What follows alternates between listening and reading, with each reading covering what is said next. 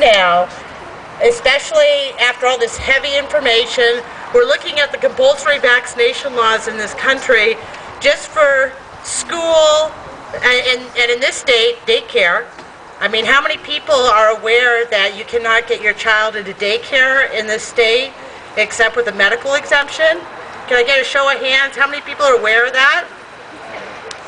Yeah, it's a difficult state. I've been dealing with it for 10 years, and thankfully, Dewey has worked with a group of people in Missoula, naturopaths and chiropractors. So there's an event October 3rd at the University of Montana. It's the first big public education event of Montana Families for Health Freedom, and I want to encourage all of you to support that event. And they also have their own Yahoo group.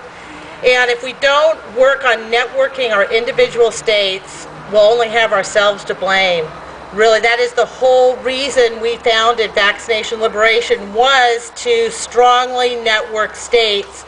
And now I'm running into people all the time that are ruining the day that they did not form a chapter, because I have no one to send these people to in California or in Washington State, because there's no network that's been established to deal with the swine flu stuff. But all is not lost. There is the power of God in your life. There is the power of prayer. And you do meet people here. Hopefully you guys will be networked in Montana, at least through the Montana Families for Health Freedom, and you guys can communicate online. And your information, if you have signed up on that sheet, will go to the people in Missoula that are spearheading that with Dewey Duffel. So if you haven't signed up, please do that. Okay, actually, Tru Ott and April and several people across the country, when the whole swine flu thing started accelerating and getting, reaching this crescendo back in April, we all saw the writing on the wall.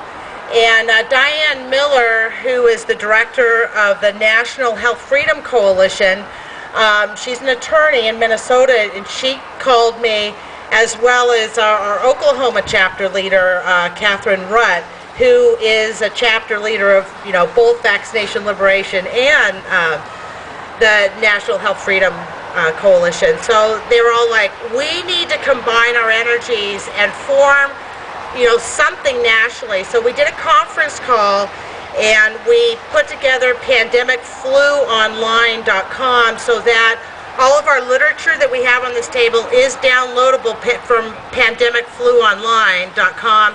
There's a lot of information. We continually keep people updated with new information. There's a search engine on there. And information that I've sent there, if it's hard to find, you can also go to the VacLib website, vaclib.org, and go to the swine flu index, because we're trying to give people enough of information, enough history to be able to go ahead and do their own presentations. And what I did, I actually put the activistic response online.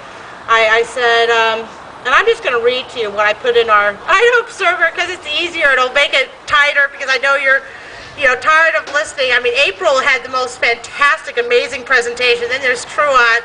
Then there's Ingri, and we have like an activistic response, but I'm sure you want to get on with the questions and answers. So I'm just going to say, historically, the only effective means of protecting yourself from government tyranny is to awaken a majority of people in your community and state to the facts at hand, and encourage their participation in the education of those around them, as if their life depends upon it, because it does. At the same time, it is important to present the information you have amassed on the topic from both government and mainstream sources in a calm and rational manner. This is not to say that the topic of forced vaccination for the greater good isn't an emotional issue, since it most definitely is. But if we engage others on a level of emotion that brings up foundational beliefs where reasons and facts are ignored, we will fail in our mission to awaken the people around us to the gravity of the situation we are facing. With this in mind, these are the steps we are taking to protect ourselves, our families, our communities, and state from the federal government, whose HWO's plans to initiate mass vaccination of the populace this fall.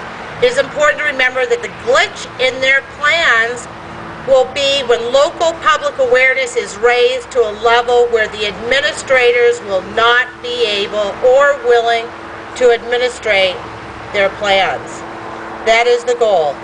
You know, when you talk to people, once you find out, I gave a talk at our local Tea Party just last Saturday, and then I gave a talk to our Republican Central Committee, and I live in Bonner County, where Sandpoint is. And both of them were really moved. We had a health freedom resolution that passed nearly unanimously at a Republican Central Committee meeting. These are all things that you can do too. So anyway, I just want to mention that a 10-minute talk at any public service organization is really, really important. And the way I actually introduce it is I ask if I could talk, for one thing, just on the swine flu pandemic. I never bring up vaccinations. When I introduce myself to these Tea Party people, you know, people that watch Glenn Beck and they watch TV and pretty much believe that he is the voice of God, I certainly don't tell anyone that I'm the director of vaccination liberation. I am just a commoner who is very concerned about the swine flu pandemic. And I ask if I can have 5-10 minutes of their time at the next Rotary Club meeting, the Lions Club meeting, you know, your environmental group, your farmers market, you know, group, whatever. Most people are involved in some kind of group. So I would encourage you to see if you can get 5 or 10 minutes of their time. And then when I ask them, you know, how many people are aware of this pandemic coming this fall and how it's all being souped up, and most people kind of yawn, like they can't believe, it's so surreal, they just don't believe it's really going to happen. Then I ask people, how many people know of the WHO's international revised health regulations? You know, not that many people have ever heard of them. As soon as you put out to your audience, do you know about these revised health regulations that all 194 United Nations member states must be in compliance with by June 2007? Are you aware? Nobody's aware. Well, actually, I did have a county commissioner that was aware at the Republican Central Committee meeting, but most people are not aware of the international scope of this, what's really coming to pass right now. And so you're really like put out as you're the expert at that point. I mean, people just say, wow, they know about something that I don't know about. And then you can talk about BioWatch, BioSensor, BioShield. You know, it's not just BioShield that I have a flyer on there and they talk about it in Vaccine A. But anyway, that was a whole piece of legislation that was to be in compliance with these international health regulations. And BioWatch, how many people have seen cameras at the intersections, you know, in cities? You've seen the cameras. That's part of BioWatch and BioSensor. And, you know, it all sounds really good, you know, when they were pushing these this adoptions, these regulations. My gosh, we had Chernobyl in Russia. We all remember this nuclear disaster.